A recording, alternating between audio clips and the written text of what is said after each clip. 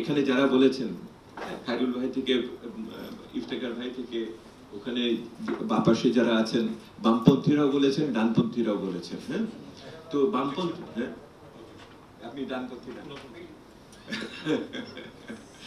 আমি মধ্যপন্থী হিসেবে কি বলি দেখেন, সেটা হলো যে at the end of the day ওনারা দুটো কথা বলেছেন। হ্যাঁ, the two P, power and politics।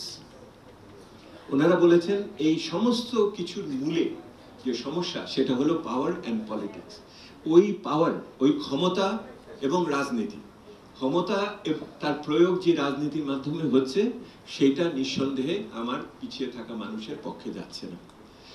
কেন যাচ্ছে না দেখেন, আপনি পিপি, দুটো পিপি রে পরে আরেকটা পি আমরা সাধারণত বলি, আসলে সেটা আমরা বলি because of it for the people, মানুষের জন্য, পিপল। কিন্তু আপনি ভালো করে গভীরে যেয়ে দেখবেন বিভিন্ন রাজস্ব পদক্ষেপই যদি বলেন আর সংস্কারের অভাবই বলেন, it is not for the people but for the person. পিপলের বদলে পার্সন এসেছে এবং সেই পার্সনের প্রভাবের কারণে এই যে এটার কথা বলা হচ্ছে এই সম্ভাবনার সুযোগ কমে গেছে।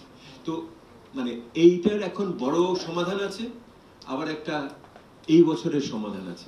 এই বছরের সমাধান হলো এই সমস্ত অস্বস্তির ভিতরেও আপনি যদি এই বাজেটের যেটুকু আছে সেটুকু আমরা যদি নিতে চাই, তাহলে শেষ বিচারে জবাবদিহিতা আনতে হবে বাস্তবায়নের ভিতরে।